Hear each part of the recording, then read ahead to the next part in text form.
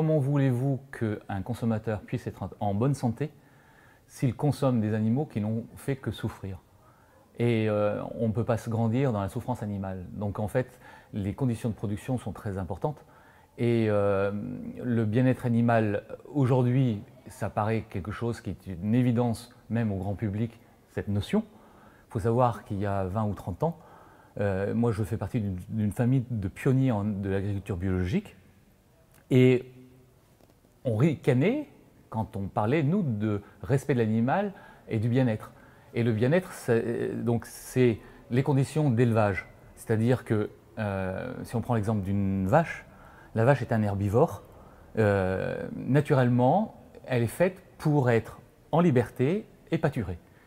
Aujourd'hui, on la contraint à quitter le pâturage et à être en bâtiment et à ne plus consommer d'herbe, mais du maïs en silage et des tourteaux de soja OGM importés. Donc vous voyez qu'on a complètement déplacé l'espace dans lequel elle est faite naturellement pour vivre. Et ça a des conséquences donc, environnementales, mais ça a des conséquences pour l'animal dans son bien-être et dans sa condition de vie, mais ça a des conséquences pour le consommateur.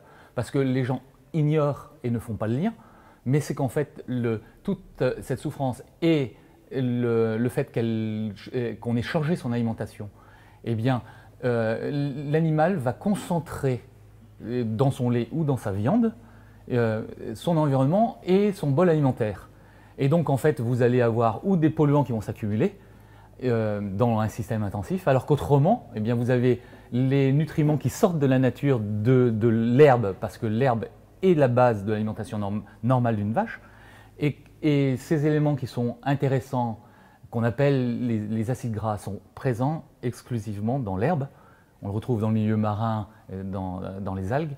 Eh bien, il faut donc que l'animal les consomme, et naturellement, on va les concentrer dans sa viande, alors qu'autrement, ils disparaissent. Et le premier responsable des choix qu'il ignore encore trop souvent, c'est le consommateur. Parce qu'il suffit qu'il déplace ses achats pour orienter le modèle agricole. C'est-à-dire que nous sommes tous responsables par ce que nous consommons et ce que l'on met dans notre assiette, du devenir des animaux et des choix et des orientations agricoles. Donc il suffit de déplacer son achat et boycotter les produits industriels où on met l'animal en claustration, en hors-sol, et préférer consommer moins de viande, uniquement de bonne qualité, voire multiplier les repas végétariens.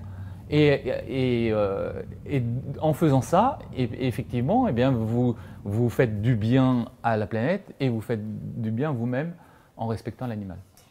Parce qu'aujourd'hui, vous avez aussi des dérives liées à l'explosion de l'agriculture biologique et son attrait pour la grande distribution qui fait que vous avez des lobbies qui travaillent à diminuer les cahiers des charges.